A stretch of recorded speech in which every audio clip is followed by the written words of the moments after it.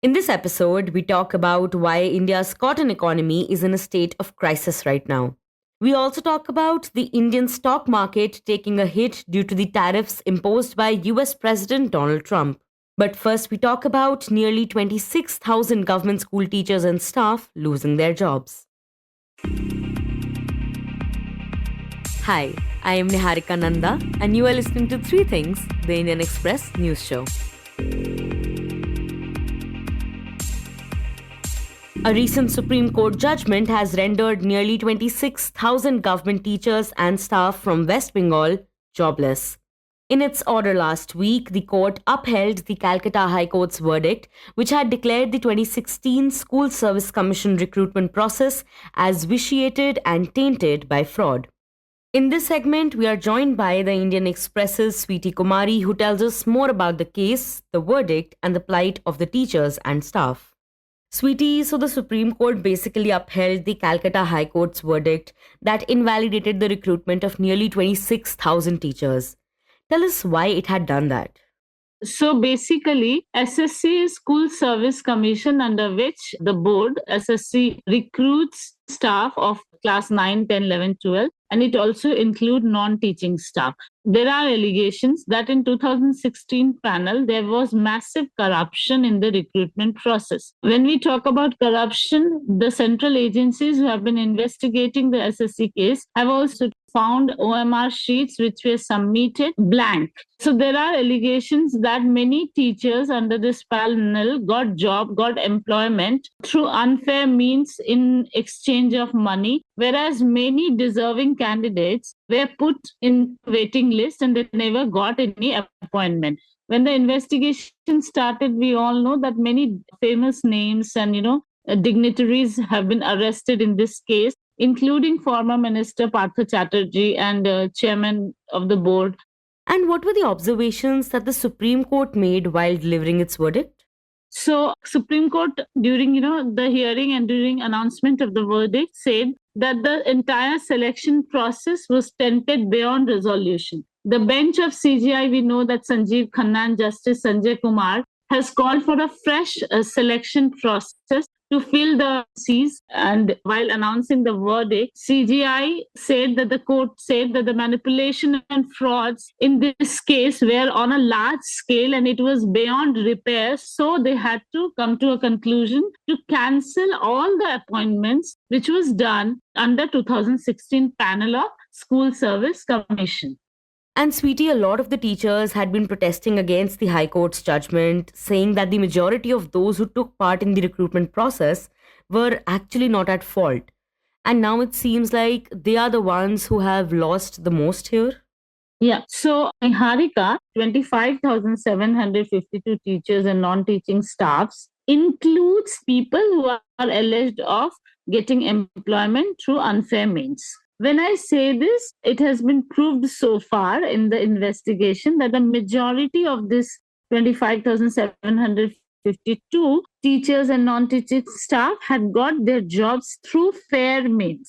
Only around 5,000 of them got employment through unfair means in exchange of money. Now, for this 5,000 people out of this 25,752, which is only 10%, I would say, for this 10% of people, tainted people, today, so many people, like 25,752 teaching and non-teaching staff are unemployed. We all know that since the appointment took in 2016, the panel was announced in 2016 and the appointment happened in 2019. Naturally, those who were appointed have been teaching in school for last 6 years. Now, suddenly after this verdict, the teachers who are teaching in the school for 6 years are unemployed. They are jobless. They are back to, square one. When we were speaking to a lot of teachers who have lost jobs, they were, shocked after this verdict. And, when this case was under hearing, court had asked SSC, which is the recruitment board, to give a proper list of tainted and genuine candidates. Unfortunately, SSC failed to do that. And naturally, when the case was given to central agency, CBI submitted a list of around 5,000 tainted candidates' names. Now, this not only questions the West Bengal government's failure in ensuring a fair employment recruitment process in this school service commission, but also it has pointed fingers on people who are closely working with the education department. But, sweetie, if the CBI had identified those 5,000 people who used unfair means to pass the test, then why were all 25,000 appointments cancelled? I'll tell you. Because CBI said that this is the list of people who we are confirmed that they got the employment through unfair means. But they could not confirm that the rest of the appointments were done through fair means. As in, we know that during CBI investigation, CBI had a tough time collecting OMR sheets, which were burnt in open field and all. So it was very difficult for the central agency also to find out that whether those who are claiming that they got the job through their hard work and had not got it in exchange of money were actually, genuine candidates. So they have found that the rest of the students had got job through fair means. And the court during the hearing and after examining all evidences or OMR sheets and the claims made by central agency or board, the court observed that the manipulation and fraud in this case was on a very large scale and it was beyond repair. And hence, the Supreme Court felt that it was better to nullify the entire panel. And we have to understand that court has also allowed a fresh process through which they have asked the West Bengal government to fill vacancies in which these teachers who have lost their job can reapply. And you also had the opportunity to talk to some of these teachers. What was their reaction to the verdict? Niharika, they are sad, disheartened, disappointed, what not. Like, I'll tell you that there have been regular protests in Sahid Minar, and on the day of the verdict, they all were waiting anxiously, and they had high hopes. When the Calcutta High Court nullified the appointment and the West Bengal government's 2016 panel, there was a hope, and they went to the Supreme Court. They were hoping that the entire panel will not be cancelled. Now, after this verdict, we saw teachers, non-teaching staff sitting near the Shahid Minar in Kolkata, and they had tears in their eyes. They were, so disheartened. Some of the teachers had switched off their phone, not ready to communicate with their family. Some looked really depressed. I was speaking to one of the teachers. So this man, his wife had recently given birth to her daughter, and it was just 2 days back that he was distributing sweets. So when the Supreme Court verdict was announced, he was howling. He was so depressed. He was sitting in one corner and just saying that, I have been planning so much for my daughter. I'm the only sole earning member of the family. And he's already, in the late 30s. So when we were speaking to him, and I asked him in particular that he still has a chance because Supreme Court is saying that there will be a fresh selection process. He said that not everybody is ready and not everybody is in a mindset to reapply or reset for a government exam. So we were talking to a girl who is all set to get married, and she told us that her marriage was fixed knowing that she was into a government job and she's a government teacher. Now she feared that as soon as the family will come to know, they might cancel the marriage. So there have been different kind of reactions. For some, it was like social stigma, or for some it was like, what will relatives say? Relative will feel that we have grabbed job through unfair means. For others, it was a matter of, who will earn in the family. So this verdict has really impacted them very badly. Some of the teachers we were speaking to, the future is uncertain. They are clueless who they can approach to because Supreme Court is the final say. Supreme Court is the apex court. So there was many said that, after High Court's order, we still had hope. We could challenge this in the Supreme Court. But now what? So now they're also, planning to file a petition to review the verdict. Yeah, and the exact number of teachers and staff who have been affected is 25,753, which is a huge number. How has this impacted the West Bengal's education system? Yeah, it has badly affected, I would say. massively, because this will have a direct impact on the strength of the teaching staff in schools under West Bengal government. There are around 19,500 state aided schools in Bengal, and it has got around 76,000 teachers for class 9 and 12, of which after this verdict 18,500 teachers and 6,000 group C and group D staff, which comes under non teaching, have lost their job, which means that around 25% of the strength is gone, like they are unemployed, and it will have a massive impact on the education system.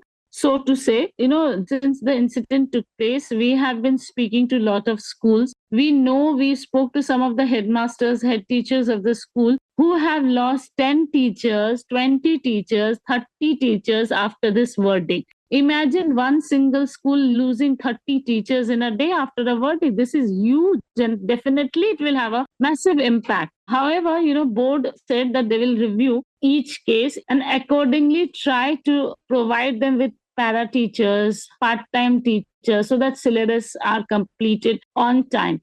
And Sweetie, what kind of political reactions has this case prompted now? Have we seen the government and the political parties speaking out about this? Yes. When I was talking to you about what was the reaction of the teachers, I would also like to mention that, most of the teachers felt that they were scapegoat. Many of them also questioned the timing of the verdict. Now, I'll say that since 2026, the next year, we will be witnessing assembly election in West Bengal. After this verdict, no doubt, undoubtedly, is a big setback for the state government, West Bengal government, which often vows to be a very honest government. And after this verdict, Chief Minister Mamata Banerjee gave a 32-minute speech. And in that speech, she tried to put on a brave face and also, blamed BJP, CPM for genuine people losing job. Chief Minister Mamata Banerjee said that they will ensure that those who have lost job are, appointed in some alternative areas, or she said that we are trying out or working out on all possible things so that these people who have lost job get some other kind of appointments. The Supreme Court said that the entire process of the fresh panel should be completed in 3 months. The board has said that it is nearly impossible for them to complete the entire fresh recruitment process in 3 months. There have been mixed of reactions. Definitely, Trinamool government knows that it is a huge setback. I'll say that this West Bengal government is still reeling with the aftermath of what happened in Arjikar. And suddenly, after this verdict, they are again on a back foot. Now, if we talk about opposition, BJP has already put the blame on state government, that it was the state government who lacked transparency, because of which not only tainted appointments, but those who had got jobs through genuine process have also lost jobs. CPIM, left, Congress, all have put blame on Chief Minister Mamata Banerjee's government, saying that this government is not only corrupt, but also tries its best to, shelter those who are at fault. And which is why, if the government had a transparent process, they could have easily, successfully submitted a list of tainted and non-tainted candidates. And next, we talk about India's cotton economy, which appears to be in a crisis at the moment. Over the past few years, the country's cotton production has fallen significantly, with this year's output projected to be the lowest in nearly 16 years. And this is largely due to the pink bollworm, which is known to devour cotton plants. To understand how this crisis is impacting the farmers and what the government can do in response, my colleague Shashank Bhargava speaks to the Indian Express's Rural Affairs editor, Harish Damodaran. Harish, how important is cotton as a crop for India, and how much do we typically end up exporting? See, India was actually the largest producer of cotton in the world, and which happened sometime in 2011, 12, that period. And we were the second largest exporter of cotton after the US. And much of this happened actually, I would say, post BT cotton, after 2002, when BT cotton was introduced. And BT cotton is basically Monsanto's genetically modified cotton, which was introduced here in 2006, right? Yes.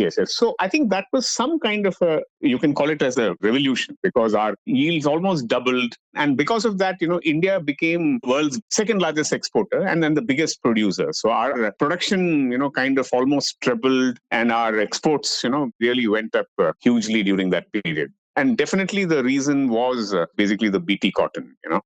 And now what we are seeing is that this pest, the pink bollworm, is basically destroying a lot of cotton crops right now. Talk about the extent to which it has affected cultivation and the export market. Yeah. So at our peak, I think our production went up to something like 40 million bales. Almost 40 million bales, I think 39.8 million or something. So you can take it as 40 million bales. And today we are below, 30 million bales. So that's about, a 25% drop, And I think this year's production is going to be the lowest since 2008-9, So our production has really taken a toss. Yeah, and while all this is happening, cotton imports seem to be rising. In fact, India's cotton imports this year are actually slated to surpass its exports, and a big reason is the pink bollworm. So the thing is, cotton is always very prone to pests, Basically, pests love cotton, especially the balls, which is nothing but the fruit. So you keep having new generation of pests that basically feed on the balls. And the cotton balls are the ones which contain the white fiber which we see, the lint, the stuff which goes into our shirts, etc. So cotton is both, it's a fiber crop, it's also a feed crop. Because if you look at seed cotton, kapas. So kapas is basically, say, about 1/3 is basically the lint, the fiber which is extracted, and the rest is basically the seeds. And from the seeds, you get cottonseed oil, and what remains is basically the cottonseed oil cake, which basically goes as animal feed. So basically, this is a crop which insect pests love. So when BT cotton came, at that time, the real problem used to be the American bollworm. The scientific term is Helicoverpa armigera. That was the main pest which came. So I would say that BT cotton, the initial BT cotton, it basically, because since it took care of this pest. So because of that, the yields went up because the BT genes, produce certain toxins, certain proteins, which were kind of toxic to the American bollworm pest. So I would say that the pink bollworm today is what the American bollworm was, maybe you can say from the 90s and early 2000s. Okay, so the toxins that the BT cotton produces, from which it was able to protect itself from the American bollworm, those toxins don't work against the pink bollworm. Yeah, so the thing is, see, initially they seem to work against the pink bollworm also. But over a period, what happened is that the pink bollworm basically developed resistance to these two proteins, whatever you can call them as a toxic protein. And that is a natural process of evolution. And the difference between the pink bollworm and the American bollworm is the American bollworm, it feeds on not just on cotton, but even on, say, arhar, tomato. So it has many hosts. But in the case of the pink bollworm is what is called a monophagous pest. That is, it exclusively feeds on cotton. It cannot feed on any other crop. Right. So from an evolutionary perspective, it's only working towards making sure that it can eat cotton. Absolutely. See, because for the pink bollworm, it's a question of existence. Any one of us who's threatened with existence, we will do everything, So nature has a certain evolutionary process and it has no other place to go to. Whereas all the other pests, they can go somewhere else. And it has a very small life cycle, hardly about, say, 25 to 30 days, from the time when the adult moth lays the egg. Then the egg grows into larva, then the larva pupates, and then finally you have the moth. And all this happens within, say, 25, 30 days. And cotton, is a very long duration crop. It's about, say, 180 days, 270 days. So therefore, in a single crop season, the pink bollworm, it may grow over, about 4 or 5 generations. And over a period of time, because by feeding on the crop, it develops resistance, And Harish, don't pesticides work against it? No. Pesticides cannot, because these are very small larvae, and they are deep inside. So it's very difficult for the pesticide to enter. And the farmers cannot even see it. So by the time they see it, the damage is done. So those conventional methods have not worked, And so just like how BT cotton was developed to fight the American bollworm, are there companies right now, Indian seed companies that are trying to build a seed which will be resistant to the pink bollworm? Yeah, so many of our companies, and even somebody like, say, the National Botanical Research Institute in Lucknow. So I think they have been screening many genes, multiple genes of the BT, of Bacillus, and then transferring them, into cotton hybrids, and then feeding the pink bollworm larva on those, And they have found that certain genes, hey, I can deploy alternative genes. And those seem to be working very well against the pink bollworm. So definitely, yes, there's a lot of work happening. And I think we have different companies working on different genes. And all of them seem to be showing some success in kind of offering resistance to the pink bollworm. So I suppose we need to somehow, speed up the trials, so that these new hybrids then reach the farmer, so that the farmer can grow these, because otherwise, our cotton, the rate which we are going, the cotton production can, continuously plummet. And then farmers will lose the confidence in the crop. And that will be a disaster,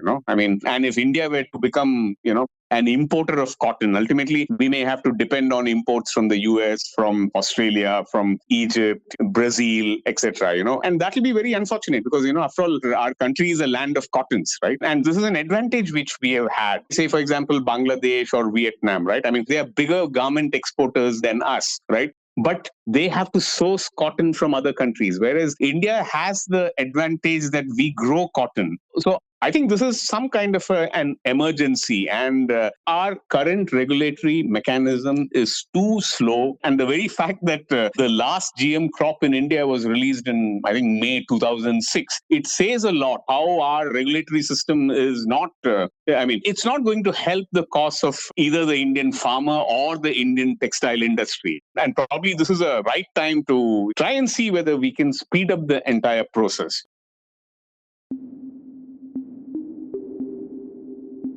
And in the end, we talk about India's stock markets plunging 5% due to the tariffs imposed by US President Donald Trump. Reacting to this development, leader of the opposition Rahul Gandhi said that while US President Donald Trump has blown the lid off the illusion, Prime Minister Narendra Modi is nowhere to be seen. He wrote on social media site X, quote, "Trump has blown the lid off the illusion. Reality is biting back. PM Modi is nowhere to be seen. India has to accept reality and has no choice but to build a resilient, production-based economy that works for all Indians." Unquote. Trump last week announced reciprocal tariffs on various trading partners of the US, including India. Following the announcements, China announced retaliatory tariffs, matching the US reciprocal tariff rate of 34%, triggering fears of a full-blown trade war. India, meanwhile, faces a 26% hike in tariffs. A 10% minimum tariff came into effect on 5th of April on all imports entering the US. The Sensex and Nifty crashed over 5% yesterday, mirroring a sharp fall in global equities. The BSE's 30-share Sensex plunged 5.19% or 3,914 points to open at 71,449.94. The broader Nifty tumbled 5% or 1,146.05 to open at 21,758.4. This is the biggest single-day fall in almost 10 months. Jairam Ramesh, Congress General Secretary in charge for communications, took a swipe at the Prime Minister, stating that both Trump and Modi are experts in causing self-inflicted wounds to their respective countries' economies. He further added that back in November 2016, it was demonetization, and in April 2025, it was the bizarre reciprocal tariffs. TMC MP Sagrika Ghosh also took a dig at the government and Modi, saying that while there was a bloodbath in the markets, the Prime Minister was looking for God in South India. The Rajya Sabha member wrote on the social media platform, quote, "Bloodbath in the markets, BSE Sensex plunges over 3,200 points, Nifty 50 below 21,900. Meanwhile, Narendra Modi ji looking for God in South India, Piyush Goyal ji abusing startups, FMG explaining difference between salted and caramel popcorn, Achhe din." Unquote.